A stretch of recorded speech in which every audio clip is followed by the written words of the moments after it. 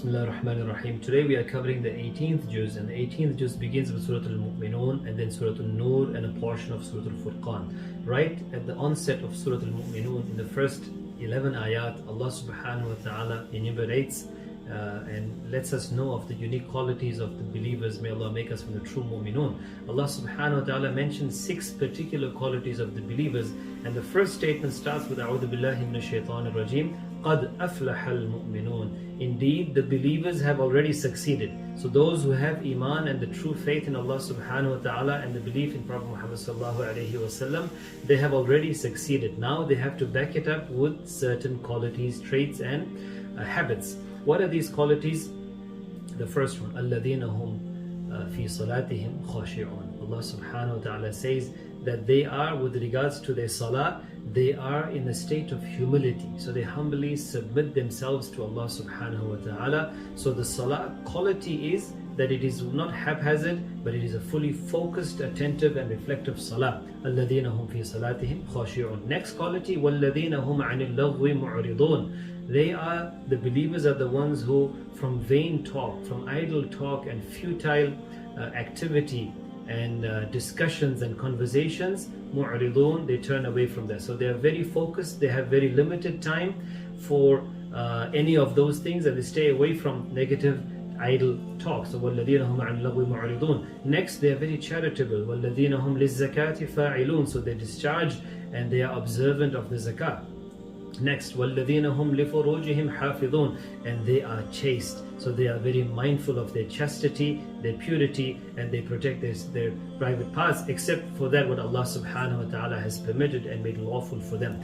Next, Allah subhanahu wa ta'ala says, وَالَّذِينَ هُمْ لِأَمَانَاتِهِمْ وَعَهْدِهِمْ رَاعُونَ. And these believers are those that when it comes to their trusts, when it comes to their covenants and their promises, as you've noticed that many of our discussions, I have brought in this kind of discussion and these kind of ayat, as we had discussed in Sayyidina Ismail alayhi salam's seerah in Surah Maryam, amana and ahad, fulfilling of one's trusts, and at the same time rendering full all of one's covenants, promises and allegiances and oaths and so forth. So وَالَّذِينَ هُمْ لِأَمَانَاتِهِمْ وَعَهْدِهِمْ رَاعُونَ. And then the conclusion of these qualities, it concludes in the same way the way it started. As you will remember, the first quality was they have khushu' in salah, so they pray with full humility and devotion and concentration. Then Allah subhanahu wa ta'ala says that with regards to the salah and their attitude towards salah, وَالَّذِينَ هُمْ عَلَى صَلَوَاتِهِمْ يُحَافِظُونَ.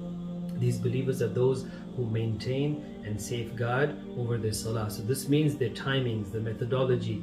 So one is within the salah, there's khushu', and one is overall, the attitude towards salah is a very reflective and attentive attitude. Allah subhanahu wa ta'ala says these believers who can have these qualities with consistency, أُولَٰئِكَ هُمُ الْوَارِثُونَ. They are the true inheritors. Inheritors of what? الَّذِينَ يَرِثُونَ الْفِرْدَوْسِ. They are going to be the inheritors of the highest level of Jannah, Al-Firdaus. So it is not just the normal level of Jannah, but all it takes is consistency, inshallah. So Allah subhanahu wa ta'ala wants us to always to strive for the higher level and excellence. And Rasulullah sallallahu alayhi wa sallam beautifully mentions this advice to us, that إِذَا سَأَلْتُمُ اللَّهِ فَاسْأَلُوا الْفِرْدَوْسِ. That when you ask Allah subhanahu wa ta'ala for Jannah, don't just settle for any level in Jannah, always strive for the highest level of Firdaus. And here in these ayat, verses 1 to 11 in Surah Al-Mu'minun, right on the first page, Allah has given us a simple prescription, simple in its concept, but very difficult in its implementation. May Allah give us tawfiq.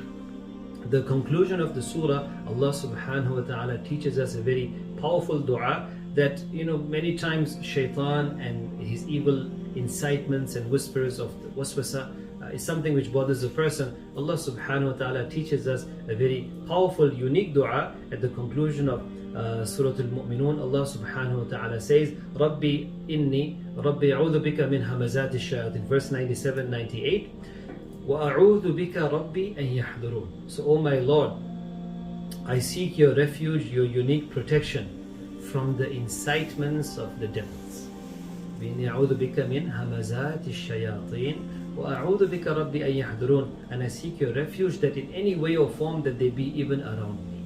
So this is a very powerful dua. Of course, we know the 4 quls which have to be recited morning and evening, specifically before going to sleep. And we should add the 4 qul. What I mean by 4 qul is Surah Al-Kafirun, Surah Al-Ikhlas, Al-Falaq, Al-Nas. Now today we have learned a unique dua in Surah Al-Mu'minun verse 97 and 98. Rabbi inni a'udhu bika min Rabbi a'udhu bika min hamazati shayateen wa a'udhu bika rabbi an yahdurun. And the last ayah of Surah Al-Mu'minun is another very powerful dua. It is asking Allah's forgiveness and Allah's mercy. Rabbi ighfir warham wa anta khayrul rahimin.